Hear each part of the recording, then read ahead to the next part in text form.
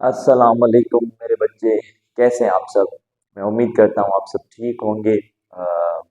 मैं आपका physics instructor Sibgatullah आपके सामने हाजिर हूँ एक न्यू लेक्चर के साथ।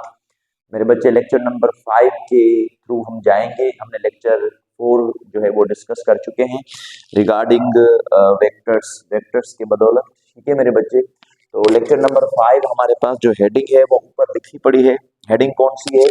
हेडिंग है composition of vector by rectangular components. मेरे बच्चे, कल वाले क्लास में हमने पढ़ा था कि वेक्टर को उसके कंपोनेंट्स में तोड़ा जाए, जिसको हमने कहा था रेजोल्यूशन ऑफ वेक्टर। लेकिन ये है कंपोजिशन ऑफ वेक्टर, मतलब जैसे हमने वेक्टर को तोड़ा था वैसे ही वेक्टर को जोड़ना है। तो चलें, कंपोजिशन ऑफ वेक्टर की डेफिनेशन क्या है? Addition of vector by rectangular components is called composition of vector. हमने जैसे ही वेक्टर को उसके रेक्टेंगुलर कंपोनेंट्स में तोड़ा था, ठीक है, उन्हीं सेम रेक्टेंगुलर कंपोनेंट्स को आपस में मिलाना है और दोबारा हमसे क्या बनाना है? वेक्टर बनाना है। तो इस मेथड को हम क्या कहते हैं मेरे बच्चे? Composition of vector by rectangular component. उसके बाद मेरे नेक्स्ट पॉइंट लिखिए that it is the reverse process of resolution of vector. याद रखिएगा, कंपोजिशन और रेजोल्यूशन ऑफ वेक्टर दोनों एक दूसरे के रिवर्स प्रोसेस होते हैं। ठीक है, रेजोल्यूशन में तोड़ना होता है और कंपोजिशन में बनाना होता है। तो चले, हमने प्रीवियस क्लास में क्या चीजें पढ़ी थी, मैं थोड़ा सा रिवाइड करवाता जाऊं आपको। हमने कहा था कि ये दो लाइनें हैं ग्रीन कलर्स की जो आपको नजर आ रही हैं, एक वाई एक्सिस है एक एक्स एक्सिस है। इसको वर्टिकल लाइन कहा जाता है, इसको हॉरिजॉन्टल लाइन कहा जाता है। एक वेक्टर है जो एक्स और वाई के दरमियान में बना पड़ा है, जिस वेक्टर का नाम ए है मेरे बच्चे।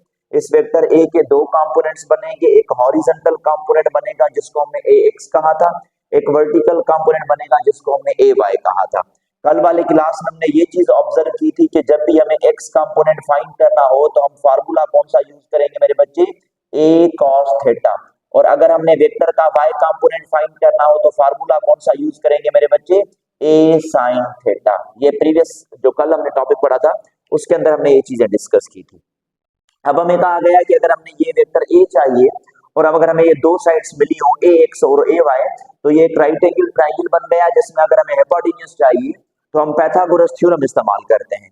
तो अगर यहीं पर ही मैं पाइथागोरस थ्योरम इस्तेमाल कर दूं तो हम a का मैग्नीट्यूड निकाल सकते हैं मेरे बच्चे। यहाँ से कैसे a का मैग्नीट्यूड निकालेंगे? देखें, पाइथागोरस थ्योरम के मुताबिक कहता है कि जो हाइपोटेन्यूज है यानी कि a, उसका स्क्वायर बराबर होता है base square plus perpendicular square. Base A X है मेरे बच्चे और परपेंडिकुलर ए वाई है, तो इनको स्क्वायर कर देंगे। इनका स्क्वायर खत्म करने के लिए हम रूट लेते हैं, तो जो मैग्नीट्यूड ऑफ ए वो किसके बराबर हो जाएगा? वो बराबर हो जाएगा magnitude अंडरेटिकल A X square plus A Y square. हमें जब भी किसी वेक्टर का मैग्नीट्यूड चाहिए, जब भी किसी वेक्टर का मैग्नीट्यूड चाहिए तो उनके कंपोनेंट्स को स्क्वायर करके ऐड कर देना है, ए X square plus A Y square. अगर तीसरा कंपोनेंट बनेगा तो वो ए जेड स्क्वायर होगा, तो हम कहेंगे magnitude of A X square plus A Y square plus A Z square. Practice करवाता हूं, आपको आइडिया मिलता जाएगा। अच्छा, ये फार्मूला किस चीज का है मेरे बच्चे? ये है for the determination of magnitude. किसके लिए मेरे बच्चे? Determination of magnitude of vector.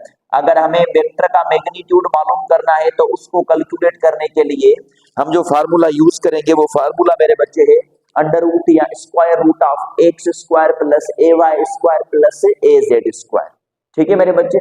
उसके बाद अगर हमने ये एंगल फाइंड करनी है तो यहाँ पर मैंने लिख लिया है angle made bye a vector which is most important. तो एक पॉइंट आपने याद रखनी है मेरे बच्चे, वो ये कि angle must be taken from, जो हम वेक्टर की एंगल लेते हैं वो कहां से लेते हैं? Angle must be taken from, जो वेक्टर की एंगल बनेगी वो कहां से लेते हैं मेरे बच्चे? हम from positive direction of x axis. Vector की जो एंगल बनती है वो हम पॉजिटिव एक्स एक्सिस से लेते हैं, किसी दूसरे एक्सिस से नहीं लेंगे। कल मैंने एक एमसीक्यूज करवाया था जिसमें मैंने कहा था कि अगर वेक्टर की एंगल वाई एक्सिस के साथ बनेगी तो कंपोनेंट्स चेंज हो जाएंगे। ए एक्स के फार्मूला में ए वाई की कैलकुलेशन आ जाएगी और ए वाई के फार्मूला में ए एक्स की कैलकुलेशन हो जाएगी। तो अगर हमने ये चीज नहीं करनी तो मैं एक पॉइंट बताई गई कि angle must be taken from positive x axis. जब भी मेरे बच्चे पॉजिटिव एक्स एक्सिस की बात करेंगे तो हम क्या कहेंगे कि ये जो रोटेशन होगी ये क्या होगी? ये होगी ए सी डब्ल्यू रोटेशन। ए सी डब्ल्यू का क्या मतलब है? Anti clockwise. एंटी क्लॉकवाइज यानी कि क्लॉक के अपोजिट। अब अगर क्लॉक की नीडल्स ऐसे चलती हैं तो इनको क्लॉकवाइज कहा जाता है, और अगर ये अपोजिट ले लें तो इनको क्या कहा जाता है मेरे बच्चे, एंटी क्लॉकवाइज। तो याद रखिएगा कि जो वेक्टर एंगल बनाता है उसको हमेशा पॉजिटिव एक्स एक्सिस से कंसीडर किया जाता है, पॉजिटिव एक्स एक्सिस से लेते हैं, ठीक है। और पॉजिटिव एक्स एक्सिस अगर नहीं होगा तो वहां पर कौन सा ऑप्शन होगा मेरे बच्चे, एंटी क्लॉकवाइज रोटेशन। लेकिन अगर हम वेक्टर के मैग्नीट्यूड के साथ कनेक्टेड, ये जो हमने मैग्नीट्यूड निकाला, अगर हम ये एंगल निकालना चाहें तो किस फार्मूला से निकालेंगे, फॉर डिटर्मिनेशन ऑफ थीटा। अगर हम थीटा को डिटरमाइन करें, for determine the angle made by vector, जिसको हमने थीटा कहा, तो हमें ट्रिग्नोमेट्रिक आइडेंटिटी यूज करनी पड़ेगी जिसको हम tan थीटा कहते हैं। tan थीटा किसके बराबर होता है मेरे बच्चे, परपेंडिकुलर अपॉन में बेस। तो परपेंडिकुलर कौन सी साइड है इस राइट एंगल ट्रायंगल में, जो एंगल के अपोजिट है, सामने वाली। और वो सामने वाली कौन सी, ए वाई। तो मतलब यहाँ पर मैं ए वाई की वैल्यू लिखूंगा, उसके बाद डिवाइडेड बाय बेस जिस पर एंगल गिर रही है, और वो किसके ऊपर गिर रही है, ए एक्स के ऊपर। तो यहाँ पर हम ए एक्स देंगे, और थीटा चाहिए तो tan को उस साइड लेके जाएं तो फार्मूला बन जाएगा मेरे बच्चे tan inverse A Y over A x. मतलब कि जो एंगल वेक्टर बना रहा है उसको डिटरमाइन करने का फार्मूला है tan inverse A Y upon A x, और मैग्नीट्यूड डिटरमाइन करने का क्या फार्मूला है, under root A X square plus A Y square. In condition के बेसिस पर हम जो है वो वेक्टर को कंपोजिट कर सकते हैं रेक्टेंगुलर कंपोनेंट्स की कंडीशन के बेसिस पर मेरे बच्चे। हमें कुछ आइडिया दे दिया, मिसाल के तौर पर मैं कैलकुलेशन करके बता देता हूं। एक वेक्टर है जिसका मैग्नीट्यूड, जिसकी वैल्यू है 6i प्लस 8j। मैंने कल वाले क्लास में बताया था कि i j के रेक्टेंगुलर यूनिट वेक्टर्स होते हैं, इनके ऊपर बहस करेंगे एक अलग वीडियो में। 6i प्लस 8j वेक्टर है, हमें क्या करना है, हमें कहा गया कि भाई इनका मैग्नीट्यूड डिटरमाइन कर लें। तो मैग्नीट्यूड ऑफ वेक्टर डिटरमाइन करने का फार्मूला मैंने आपको अभी बताया मेरे बच्चे, क्या बताया, magnitude of under root of A X square plus A Y square. देखिए x के साथ क्या वैल्यू है 6, तो मैं 6 को क्या कर दूंगा स्क्वायर, j के साथ कौन सी वैल्यू है 8, तो मैं 8 को स्क्वायर कर दूंगा। तो मैग्नीट्यूड ऑफ a किसके बराबर हुआ मेरे बच्चे, अंडर इंटीग्रल 6 स्क्वायर 36 होगा, 8 का स्क्वायर 64 होगा, 36 प्लस 64 क्या आ जाएगा 100, और 100 का स्क्वायर रूट क्या होता है मेरे बच्चे 10 देयर। तो हम कहेंगे इस वेक्टर का मैग्नीट्यूड कितना है 10 न्यूटन। तो याद रखिएगा, एक ऐसा वेक्टर जिसका मैग्नीट्यूड 10 न्यूटन हो तो उसके रेक्टेंगुलर कंपोनेंट्स कौन से बन सकते हैं, वो बन सकते हैं 6 एंड 8।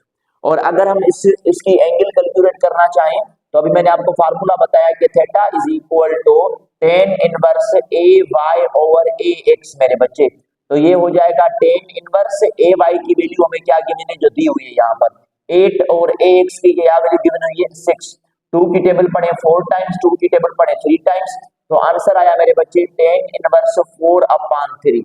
अब 4/3 tan इनवर्स में फाइंड करना है व्हाट द एंगल्स कम, यहाँ से कोई भी एंगल आ जाए तो हम कहेंगे कि भाई वेक्टर जो एंगल बना रहा है वो यही एंगल है। तो इस बोर्ड के ऊपर हमने दो चीजें अंडरस्टैंड की, एक वेक्टर का मैग्नीट्यूड डिटरमाइन कैसे किया जाए, उसके बाद अगर हम एंगल डिटरमाइन करें तो एंगल कैसे डिटरमाइन करें। तो आई होप कि आपको ये आइडिया समझ में आ गया होगा। इसको जल्दी से नोट डाउन करें तो हम नेक्स्ट कंटिन्यू करें। जी मेरे बच्चे, सेम ही लेक्चर है, लेक्चर नंबर 5, और मैंने हेडिंग को थोड़ा सा चेंज कर दिया है। हेडिंग है अभी हमारे पास angle made by the vector, which is most important, कि वेक्टर जो एंगल बना रहा है वो किस बेसिस के ऊपर बनाएगा या कैसे बनाएगा, इन चीजों को हम करेंगे डिटरमाइन। मैंने पीछे बोर्ड में आपको एक पॉइंट बता दी मेरे बच्चे, वो ये पॉइंट थी कि जो वेक्टर एंगल बनाता है उसको जो लिया जाता है या जो बनाया जाता है वो सिर्फ एक ही लाइन के साथ, और जिसको हमने क्या कहा पॉजिटिव एक्स एक्सिस, या जिसको हमने रोटेशन के बेसिस पर कहा एंटी क्लॉकवाइज रोटेशन। तो ये पॉइंट याद रखिएगा, वेक्टर चाहे कहीं पर भी बने, वेक्टर चाहे कहीं पर भी बने, जो एंगल हम मेजर करते हैं वो कहां से मेजर करते हैं, फ्रॉम पॉजिटिव एक्स एक्सिस। तो एंगल मेड बाय वेक्टर की पॉइंट जो है वो यही है, सिंपल सी, कि भाई वेक्टर जो एंगल बनाएगा, एंगल मेड बाय वेक्टर जो एंगल बनाएगा वो हमेशा कहां से होंगी, angle is always from positive x axis मेरे बच्चे। जो एंगल हम मेजर करेंगे वो कौन से एक्सिस से मेजर करेंगे, पॉजिटिव एक्स एक्सिस से। तो चले पॉजिटिव एक्स एक्सिस में हम कुछ क्वाड्रेंट्स डिस्कस करेंगे और उनके बेसिस पर हमने कुछ क्वेश्चंस को सॉल्व करना है मेरे बच्चे। हमें बताया गया कि ये भाई टोटली हमारे पास 4 क्वाड्रेंट्स हैं, जिसमें हमारे पास 2 एक्सिस हैं। ये जो 2 एक्सिस आपके सामने बने पड़े हैं, 2 लाइनें बनी पड़ी हैं, और इन 2 लाइनों में 4 क्वाड्रेंट्स बने पड़े हैं। कौन कौन सी लाइनें मैं बता देता हूं। ये जो सेंटर वाली पॉइंट है, जो सेंटर वाली पॉइंट है इसको हम ओरिजिन कहते हैं मेरे बच्चे। यहाँ पर x की वैल्यू भी 0 होती है और y की वैल्यू भी 0। अगर आप यहाँ से राइट वर्ड की तरफ जाएंगे, टुवर्ड्स राइट, तो आपको क्या मिलेगा मेरे बच्चे? Positive x axis.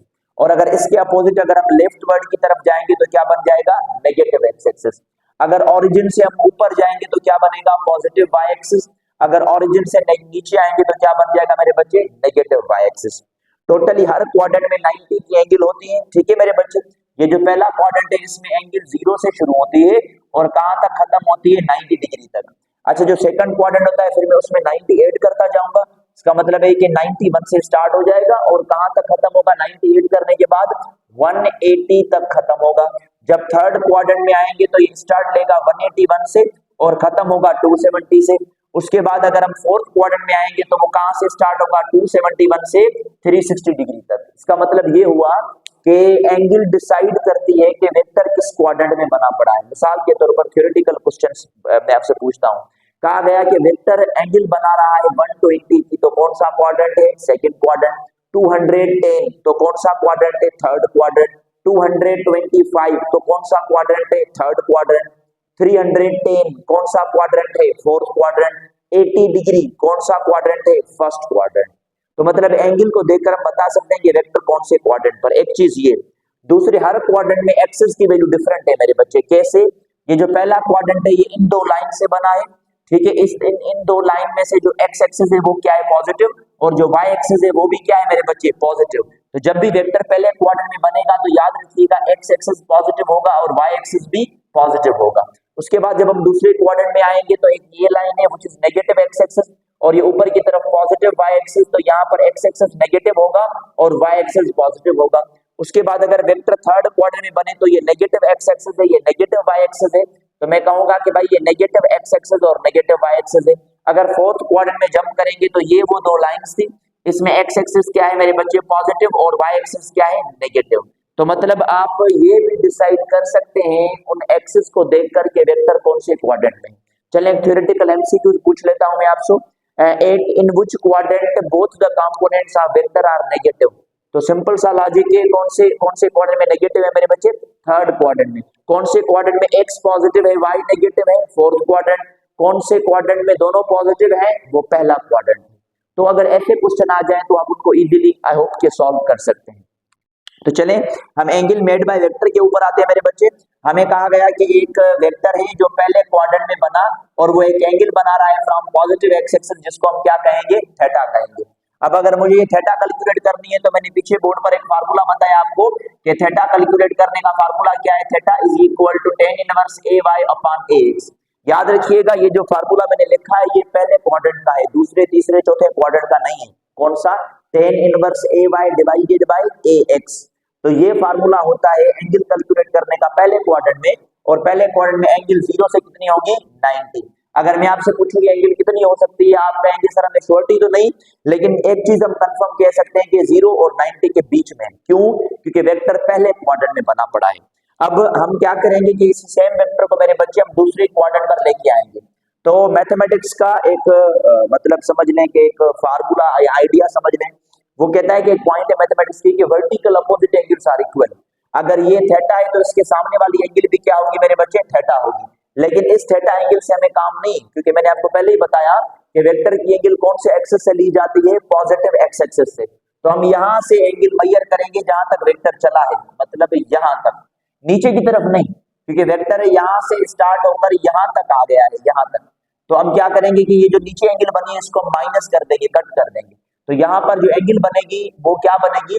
अगर ये कंप्लीट हो जाता मतलब ऐसे, तो कंप्लीट होने से ये हाफ सर्किल बनाता मतलब 180। मैंने कहा कि इस यहाँ पर जो थीटा बनेगी उसके साथ हमारा कोई काम नहीं, तो मतलब 180 से थीटा क्या करेंगे मेरे बच्चे? माइनस कर जाएंगे। तो ये वो सेकंड क्वाड्रेंट में वेक्टर बनेगा। और अगर हम इसको दूसरे फार्मूला तहत लिखें तो थीटा मैंने किसके बराबर किया था? tan inverse A Y upon A X. तो मैं इसको लिखूंगा 180 minus tan inverse A Y over A x. 180 minus tan inverse A Y over x. तो अगर वेक्टर सेकंड क्वाड्रेंट में बनेगा तो उसको एंगल कैलकुलेट करने का ये फार्मूला है। जो नीचे वर्टिकल अपोजिट एंगल्स में थीटा बन रही थी उससे हमारी कोई इन्वॉल्वमेंट नहीं है मेरे बच्चे। तो ये जो थीटा थी मैंने तभी माइनस की। मेरे बच्चे अगर वेक्टर आ जाए कौन से क्वाड्रेंट में, थर्ड क्वाड्रेंट में, वेक्टर कौन से क्वाड्रेंट में आ जाए, थर्ड क्वाड्रेंट में, तो same idea, vertical opposite angles are equal. अगर ये एंगल आपको थीटा नजर आ रही है तो इसके सामने वाली एंगल भी क्या हो जाएगी, थीटा हो जाएगी। लेकिन हम वेक्टर की एंगल कहां से मेजर करते हैं मेरे बच्चे, फ्रॉम पॉजिटिव एक्स एक्सिस। तो पॉजिटिव एक्स एक्सिस से एक लाइन बनाएंगे ऐसे ओ यहां तक तो सेकंड क्वाड्रेंट था, मतलब 180 तक, ठीक है मेरे बच्चे, तो 180। अब हम नीचे की तरफ भी आएंगे क्योंकि वेक्टर नीचे की तरफ है, तो ये एंगल अब उसमें ऐड हो जाएगी, कौन सी, ये जो थीटा बनी थी। तो थर्ड क्वाड्रेंट में एंगल कैलकुलेट करने का फार्मूला क्या है, 180 प्लस थीटा, जबकि सेकंड क्वाड्रेंट में क्या है मेरे बच्चे, 180 माइनस थीटा। इसको दूसरे तरीके से भी लिख सकते हैं 180 प्लस थीटा। थीटा पहले क्वाड्रेंट वाली एंगल थी जो किसके बराबर है मेरे बच्चे, tan inverse A Y over A X. तो इसको हम इस तरीके के साथ भी लिख सकते हैं 180 plus tan inverse A Y over x. अगर यही वेक्टर चौथे क्वाड्रेंट में बने तब क्या होगा, अगर फोर्थ क्वाड्रेंट में बने, ये रहा वो फोर्थ क्वाड्रेंट में, again same idea, vertical opposite angles are equal. ये वाली थीटा है तो इसके सामने वाली भी क्या हो जाएगी, थीटा हो जाएगी। अब अज्यूम कर लें कि ये कंप्लीट सर्किल बन जाए, मुकम्मल सर्किल। तो मुकम्मल सर्किल में कितनी एंगल्स होती है मेरे बच्चे, 360। लेकिन इस एंगल के साथ हमारा काम नहीं, क्योंकि एंगल कहां से ली जाती है, पॉजिटिव एक्स एक्सिस से। तो मैं यहां से ये एंगल कर दूंगा माइनस, मतलब यहां तक, यहां से जो थीटा बनी थी, तो 360 से माइनस क्या करेंगे, थीटा करेंगे, ये फार्मूला। या 360 माइनस थीटा जो है वहां पर मैं पहले क्वाड्रेंट का फार्मूला यूज करूंगा, tan inverse A Y over A X. तो याद रखिएगा कि अगर वेक्टर चौथे क्वाड्रेंट में बने तो एंगल कैलकुलेट करने का फार्मूला क्या है, 360 minus tan inverse A Y over x. अगर थर्ड में बने तो 180 plus tan inverse A Y over x. अगर सेकंड में बने तो 180 minus tan inverse A Y over x. अगर पहले में बने तो tan inverse A Y over A X. तो ये वो चार क्वाड्रेंट्स हैं जहां पर वेक्टर बनते हैं और हम वहां पर एंगल डिसाइड करते हैं कि कौन सी एंगल बन रही है, ठीक है मेरे बच्चे। तो अगर ये एंगल बनेगी 0 से 90 तो पहला क्वाड्रेंट, 91 से तो 180 तो second quadrant, 181 to 270 third, and 271 to 360 fourth quadrant. तो ये कुछ आइडिया था regarding angle made by the vector. अब हम जो डिस्कस करेंगे इनके एमसीक्यूज डिस्कस करेंगे, कैलकुलेशंस करेंगे। आपको होप्स हो के आइडिया फिर समझ में आ गया होगा इनके बेसिस पर। ये एंगल बड़ी इंपॉर्टेंट है, इन पर आपने लाजमी फोकस ऑन करना।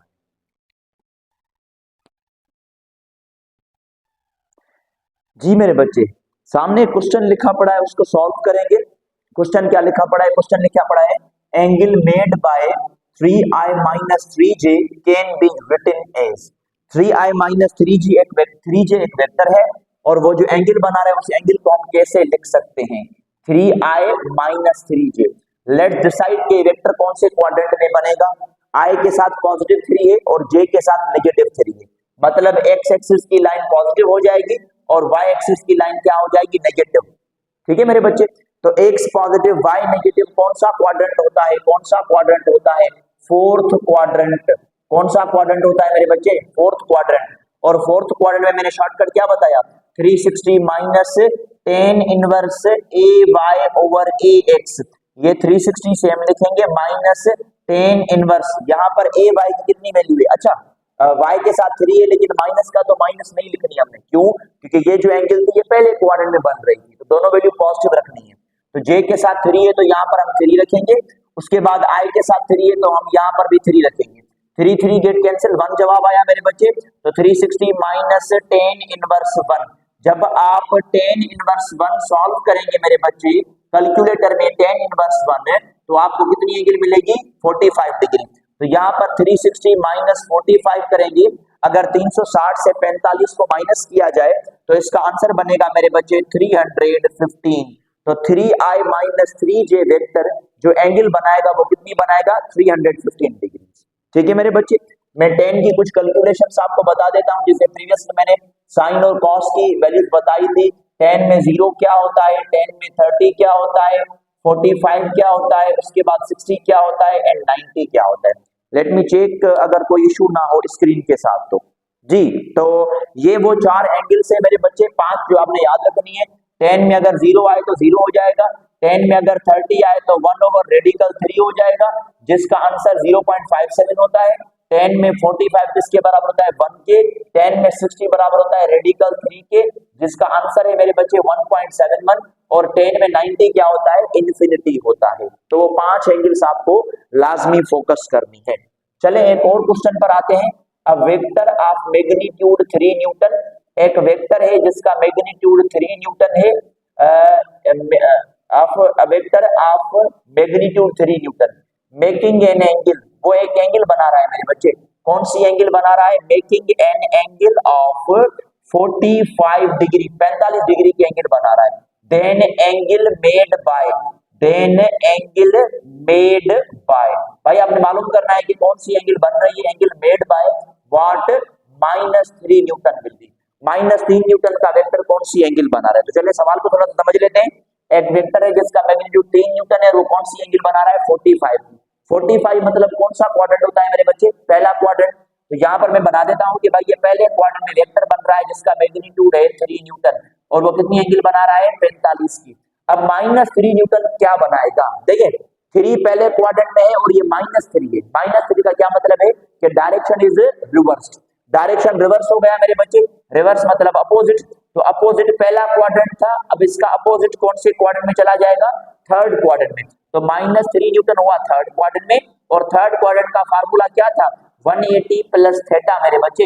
180 प्लस थीटा जो पहले क्वाड्रेंट में बन रही थी वो बन रही थी यहाँ पर 45, तो यहाँ पर हम 45 रखेंगे। तो 180 में अगर 45 ऐड किए जाए तो 225 विल बी द आंसर।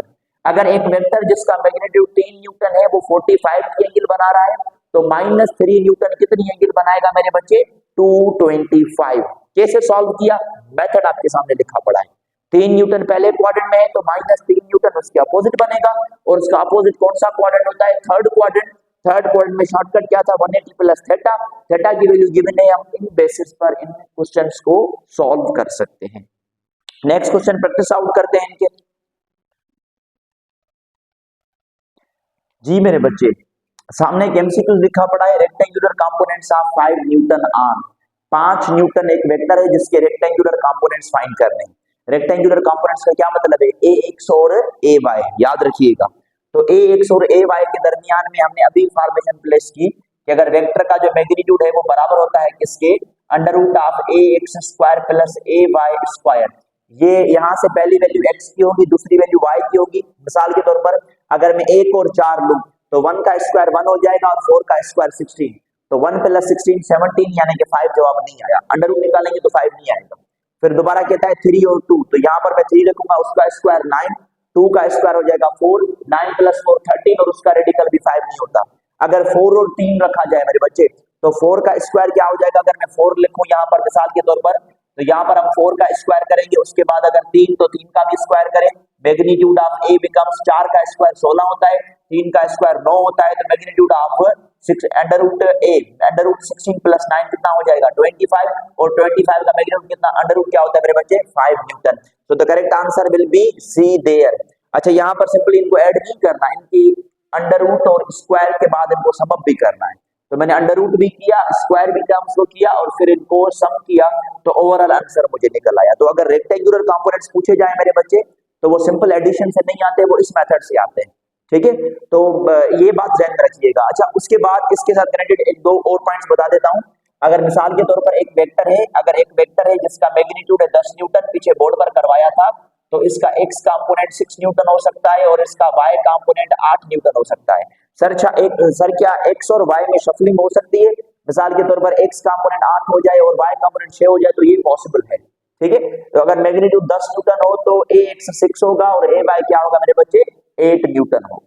तो इनके बेसिस पर अगर ऐसे कोई क्वेश्चन आ जाए तो हम इन कंडीशंस या इन आइडियाज के टर्म्स पर रिलेट करेंगे इनको। ठीक है मेरे बच्चे, एक और एमसीक्यूज में करवाना चाहूंगा एंगल के बेसिस पर। कैसे एंगल के बेसिस पर? मिसाल के तौर पर हमें कहा गया a vector whose x component is, एक ऐसा वेक्टर जिसका x कंपोनेंट कितना है मेरे बच्चे? 10 न्यूटन। कितना है? 10 न्यूटन। मेकिंग एन एंगल, वो एंगल बना रहा है, making an angle of 30 degree, it's y component will be, making an angle 30 degree, it's y component will be, उसका y कंपोनेंट क्या होगा? ये क्वेश्चन सॉल्व करना है। देखिए, कह रहा है कि एक वेक्टर है जिसका x कंपोनेंट गिवन है और x कंपोनेंट 10 है, मतलब ax बराबर है 10 न्यूटन के, और वो वेक्टर कितनी एंगल बना रहा है? 30। तो थीटा की वैल्यू हमें 30 डिग्री मिल गई। हमें क्या फाइंड करना है मेरे बच्चे? y कंपोनेंट फाइंड करना है। कैसे करेंगे? अभी मैंने आपको फार्मूला बताया, theta is equal to tan inverse A Y over A X. Okay मेरे बच्चे, टेन को इस साइड लेके जाए तो ये हो जाएगा टेन थीटा, ये इस साइड इनवर्स था तो इस साइड इनवर्स नहीं होगा, और ये हुआ ए Y over A x. Tan theta की एंगल वैल्यू गिवन है व्हिच इज 30 डिग्री, तो टेन 30 बराबर है मेरे बच्चे ए Y over A x. Ten 30 ऊपर मैंने पीछे बोर्ड पर लिखवाया था कि टेन 30 किसके बराबर होता है, 1 ओवर रेडिकल 3, ये बराबर हो जाएगा ए ओवर एक्स, और ए एक्स की वैल्यू कितनी है मेरे बच्चे 10, तो ये 10 इस साइड चला जाएगा, तो जो ए वाई का कलेक्टिव आंसर आया वो 10 ऊपर चला गया, मतलब 10 ओवर रेडिकल 3 न्यूटन देयर। तो अगर आपको एक कंपोनेंट दिया जाए और एंगल दी जाए और आपसे अगर दूसरा कंपोनेंट पूछा जाए तो आप ये तरीका यूज कर सकते हैं। इस वेक्टर में एक्स कंपोनेंट गिवन था, एंगल गिवन थी, वाई कंपोनेंट चाहिए, तो यहाँ पर हमने एक आइडिया रिलेट किया tan inverse A Y over x के बेसिस पर। tan इनवर्स को इस साइड लेके गया तो ये tan थीटा हो गया, थीटा की वैल्यू 30 गिवन है, is equal to A Y over X. यहाँ से अगर ए वाई चाहिए तो एक साइड ए एक्स डिवाइड कर रहा था, इस साइड ऊपर चला जाएगा, तो ये हो जाएगा 10 ओवर रेडिकल 3 ए वाई की गिवन वैल्यू। तो होप सो कि आपको ये कॉन्सेप्ट भी एमसीक्यूज का जो है एमसीक्यू कंडीशन जो है वो समझ में आ गई। जी मेरे बच्चे, सामने क्वेश्चन लिखा पड़ा है कि एमसीक्यूज, इस एमसीक्यूज को सॉल्व करेंगे। एमसीक्यू क्या कहता है? एमसीक्यू कहता है कि दो वेक्टर्स हैं, एक का मैग्नीट्यूड 10 न्यूटन है और दूसरे का मैग्नीट्यूड 20 न्यूटन है, 10 Newton and 20 Newton, making an angle of 30 degree and 60 degree. वो 30 और 60 डिग्री की एंगल बना रहे हैं, और कहां से बना रहे हैं मेरे बच्चे? From positive x axis. हमने कौन सा कंपोनेंट फाइंड करना है? X component. मिसाल के तौर पर दो वेक्टर्स हैं तो दोनों का एक कलेक्टिव रिजल्टेंट बन रहा है जिसको हम आर कह रहे हैं। हमें जो कंपोनेंट दोनों के चाहिए वो कौन से कंपोनेंट चाहिए मेरे बच्चे? एक्स कंपोनेंट, मतलब हॉरिजॉन्टल कंपोनेंट। तो पहले अगर वेक्टर को मैं ऐसा ए कंसीडर कर लूं, दूसरे को बी कंसीडर कर लूं, तो एक्स कंपोनेंट के लिए जो एंगल यूज होती है वो मैंने कल बताया था और आज भी बताया, वो cos थीटा यूज होती है। तो इस ए का हम कौन सा कंपोनेंट लेंगे? हॉरिजॉन्टल, मतलब ए cos थीटा, और बी का भी कौन सा कंपोनेंट लेंगे? हॉरिजॉन्टल, मतलब मेरे बच्चे बी cos थीटा। अब ए की वैल्यू गिवन है व्हिच इज 10 देयर, और वो कितनी एंगल बना रहा है वो भी क्वेश्चन में गिवन है 30, तो यहाँ पर मैं cos 30 लिखूंगा, प्लस बी कितना गिवन है मेरे बच्चे 20, और यहाँ पर भी cos की एंगल गिवन है व्हिच इज 60 देयर। बेटा if this one is 10 into cos 30 किसके बराबर होता है? cos 30 बराबर होता है रेडिकल 3/2, या चले रेडिकल 3/2 नहीं तो मैंने कल आपको लिखवाया था 0.86।